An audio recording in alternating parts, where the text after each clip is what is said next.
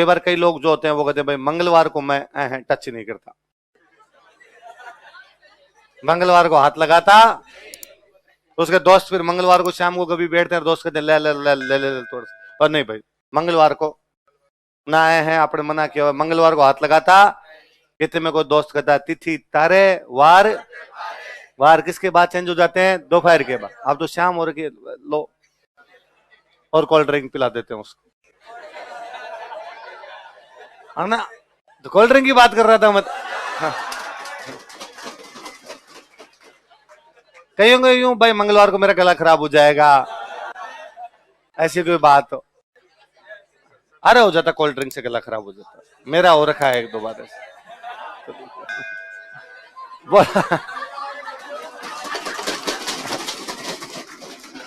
मेरे को ना आईपीएल जब होता है तो मेरे को राजस्थान रॉयल्स कभी अच्छी नहीं लगती। मैं बाकी राजस्थान का हर चीज का पक्षधर हूं, पर मेरे को राजस्थान रॉयल्स वाली टीम कभी अच्छी नहीं लगती कि मंगते एक भी राजस्थान का प्लेयर नहीं खिलाते। नाम राजस्थान रॉयल्स, तुम्हारे हमारा प्लेयर एक ही नहीं, इसका मतलब ये नहीं हमारे प्लेयर बुरे खेलते हैं। हमारा रवि बिश्नोई लखनऊ खेलता है, हमारे दीपक चार राहुल चार बाहर खेलते हैं, हमारा खलील अहमद बाहर खेलते हैं, हमारे महिपाल लोमरोड बाहर खेलते हैं, हमारे खूब सारे प्लेयर बाहर जा खेलते। तुम यहाँ राजस्थान रॉयल्स में क्यों नहीं खिलाते रहे? तुम खिलाओ, तुम्हारा नाम राजस्थान रॉयल्स है तो फिर हमारे यहाँ से खिलाए जाए, वरना तुम्हारे राजस्थान रॉयल्स दोनों हटाए जाए। नहीं तो तुम्हारे राजस्थान का प्लेयर रॉयल्स तुम हो नहीं, वो तो हम ही है। किस बात के लगा रखे? तो मेरे कभी भले नहीं लगे, इसलिए मैं बीच में एक बार जोधपुर था जब आईपीएल चल रहा था, जोधपुर स्प्रिंग बोर्ड में वहां क्लासे ले रहा था, तो वहां कोचिंग के ऊपर ही हमारा रहने के लिए फ्लैट था। हमारे एक सर और रहते, तो शाम को 7 बजे क्लास छूटती, 8 बजे मैच शुरू होता या 7 बजे के आसपास ही मैच शुरू होता। जाते ही वो मैच लगा लेते, वो मेरे से पूछते कि किसको जिता रहे हो आज, किसका मैच है? तो जैसे कहते Rajasthan versus Punjab, Rajasthan versus Chennai, Rajasthan versus RCB, तो जो राजस्थान के खिलाफ होता मगर ये जीतनी चाहिए। तो यार तू राजस्थान राजस्थान की यूं बातें करता, राजस्थान जी के पड़ा था, मैं यहाँ मरे नहीं की जाए मेरे से, ये बेटा एक प्लेयर नहीं खिलाते हमारा। और नहीं, आज तो राजस्थान पक्की हारनी चाहिए, सामने आप किसी को जीता तो बाद में। फिर मैंने एक दिन देखा, तब अपना कैप्टन था अंजिक्या रहाणे, अंजिक्या रहाणे जो बॉम्बे बड़ा प्लेयर है, टेस्ट मैच खेल रहा है, अंजिक्या रहाणे प्लेयर था। और एक दिन टीवी पे न्यूज आई, टॉस होने जा रहा है, संडे का कोई मैच था शायद, उस दिन हम टॉस के टाइम से देखने के लिए बैठ गए। तो टॉस होने जा रहा है कि अभी टॉस हुआ, टॉस होते अंजिक्या रहाणे टॉस जीता और कहा अब अंजिक्या रहाणे राजस्थान रॉयल्स के कैप्टन अमृता देवी बिश्नोई की याद में स्टेडियम में पौधारोपण करेंगे। स्टेडियम में उस दिन अपन ने कहा कि आज से राजस्थान रॉयल्स ही जीतनी चाहिए। आपने यार हमारी इतनी महान महिला को याद किया, आपने अमृता देवी बिश्नोई को याद किया, इस अंजिक्या रहाणे को बताया कि हमारी ऐसी महिला हुई थी, अब जीतनी चाहिए। तुम प्लेयर खिलाओ बोले नहीं खिलाओ, तुम्हारे साथ खून माफ है। आपने यार ये क्या, मेरे ख्याल 2019 के लोकसभा के चुनाव थे, लोकसभा समझते हो, अभी लोकसभा के चुनाव है, 2019 के चुनाव थे। मोदी जी जोधपुर की एक सभा में बोल रहे थे। मोदी जी सभा में बोले कि भाइयों और बहनों, अभी थोड़े दिन पहले भारत को एनवायरमेंट कंजर्वेशन के फील्ड में पुरस्कार दिया गया। भाइयों और बहनों, मैंने वो पुरस्कार लिया। मित्रों, वो पुरस्कार मेरा नहीं है, वो 125 करोड़ हिंदुस्तानियों का है, वो तुम एक एक का है। दुनिया इस बात को मान रही है, जान रही है कि भारत पर्यावरण बचाता है, भारत एनवायरमेंट कंजर्वेशन करता है। भाइयों और बहनों, जब मैं वो पुरस्कार ले रहा था, मैं उनको बताना चाहता था मित्रों कि जिस पर्यावरण बचाने की तुम आज बात करते हो, जिस एनवायरमेंट बचाने की तुम आज बात करते हो, हमारे इसी जोधपुर में इसी बिश्नोई समाज ने पेड़ पौधों को बचाने के लिए अपने बलिदान दे दिए थे। मैं आज उन भाइयों और बहनों,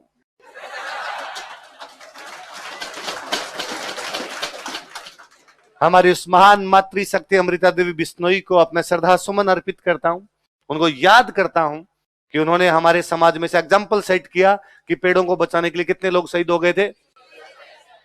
कोई भी उस भाषण को सुनेगा तो ये कहेगा कि चूंकि जोधपुर में बिश्नोइयों के वोट ज्यादा हैं, इसलिए मोदी जी डायलॉग दे गए।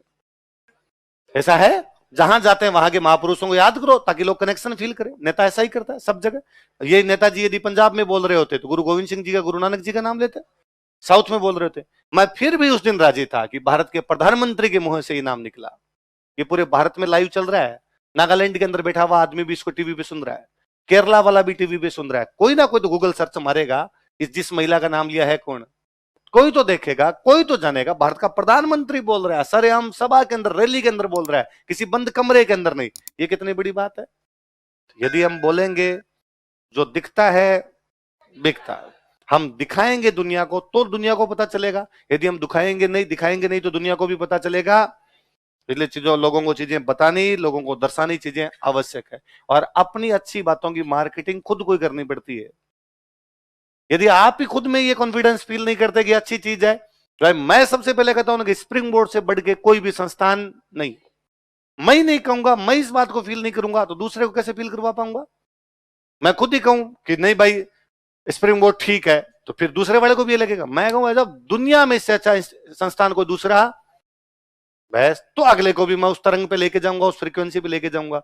इसलिए हमेशा किसकी बात करनी है अपने? अमृता देवी बिश्नोई। जब जब पर्यावरण संरक्षण की बात है, किसकी बात करनी?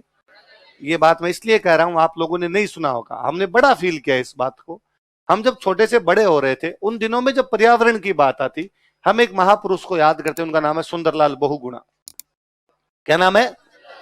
उत्तराखंड के हमारे सुंदरलाल बहुगुणा हुए। पेड़ पौधों को बचाने के लिए उनका बड़ा योगदान है, उन्होंने बड़ा योगदान दिया पेड़ पौधों को बचाने के लिए। हम उनके प्रति नतमस्तक है, हम उनको थैंक यू बोलते हैं, उन्होंने पेड़ पौधों को बचाने के लिए काम किया। उनके नाम से हम एक आंदोलन पड़ता है, चिपको आंदोलन। कौन सा? पर चलाया तो इन्होंने था भाई चिपको। उनकी मार्केटिंग अच्छी है, वो सुंदरलाल बहुगुणा को फेमस कर गए। चिपके नहीं थे वो, चिपके हमारे बड़े थे। इसलिए शहीदों की परंपरा है पूरी की पूरी, 363 लोग है वहां पर, ये चीजें नहीं। तो हम छोटे थे तब हमेशा याद करते थे सुंदरलाल बहुगुणा ने चिपको आंदोलन चलाया, सुंदरलाल बहुगुणा। फिर जब मैं बड़ा हुआ, थोड़ी समझ विकसित हुई, तो मुझे लगा यार क्यों सुंदरलाल बहुगुणा अच्छे हैं, कोई डाउट नहीं है अच्छे हैं, उनको भी याद करेंगे, पर इनकी जगह थोड़ी ले सकते हैं।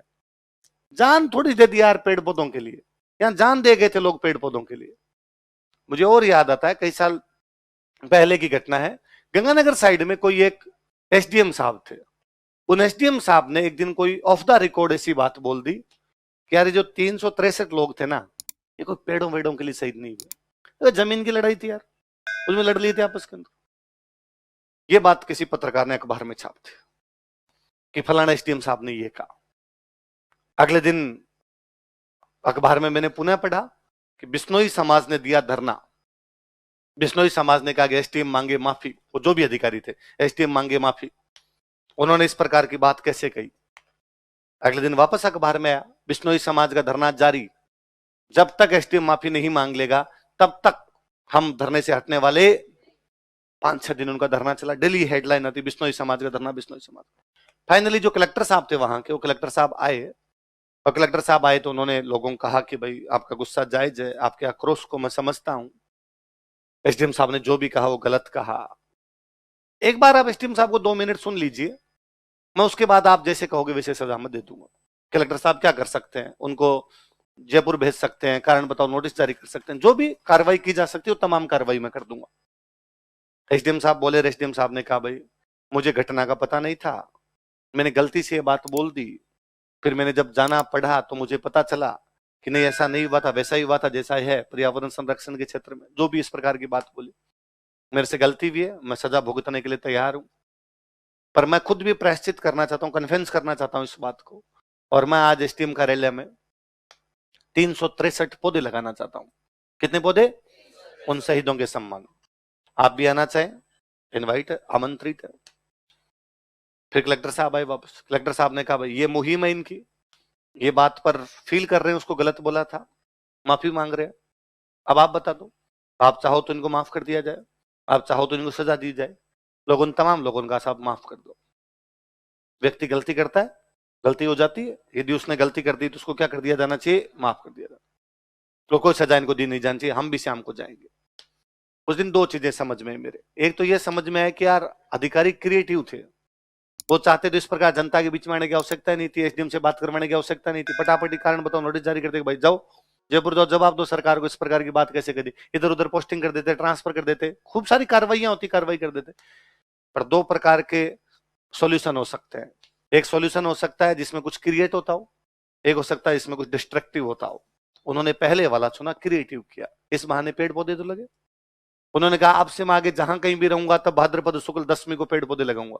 मुझे नहीं पता बाद में लगाए कि नहीं लगाए, पर उस दिन उनका यह बयान था, लगाए ही होंगे, हम इस बात को मानते हैं। पर मुझे एक बात का बड़ा दुख हुआ, 7-8 दिन तक लगातार अखबार में आया बिश्नोई समाज का धरना जारी, बिश्नोई समाज का धरना जारी। मुझे लगा यार अमृता देवी केवल बिश्नोइयों के लिए मरे थे क्या? उन्होंने पेड़ पौधे केवल बिश्नोइयों के लिए बचाए थे क्या? हम इससे बुरा कुछ नहीं कर सकते। हमने अपने अपने महापुरुषों को अपनी अपनी जातियों में बांध दिया है। मैं कहूं यदि वो महापुरुष नीचे उतराए ना, कूटे अपने को पकड़ पकड़ के कि मंगतों लीचड़ों, हमने सबके लिए काम किए थे, हम सब समाज के लिए लड़ रहे थे, ये तुमने अपने अपने जाति के दम छुल्लों के साथ में और हमें बांधना शुरू किया, फलान जी हमारा, फलान जी हमारा, फलान जी हमारा, ये स्थितियां कर रखी है। हमें इन स्थितियों से भी बाहर आना चाहिए कि महापुरुष किसी जाति के किसी समाज के नहीं होते। उन्होंने जब कभी किया होगा सारे समाज के लिए भला किया होगा, सब जातियों का भला किया होगा। उनके पर्यावरण बचाने से सब लोगों में इस प्रकार की बातें आई होगी तो सबका भला हुआ। ये थोड़ी है कि उन्होंने कुछ लोगों के लिए भला किया होगा, नहीं कुछ लोगों के लिए किया, सबके लिए क्या था। पहले बड़ी बात, आप इन चीजों को भी गौर किया जाए। कई बार कई घटनाओं में केवल वो घटना नहीं होती, पढ़ते समय चीजें केवल वो फैक्ट नहीं होती, उन चीजों के पीछे अलग प्रकार की भावना होती है, उन भावनाओं को जाना जाना चाहिए।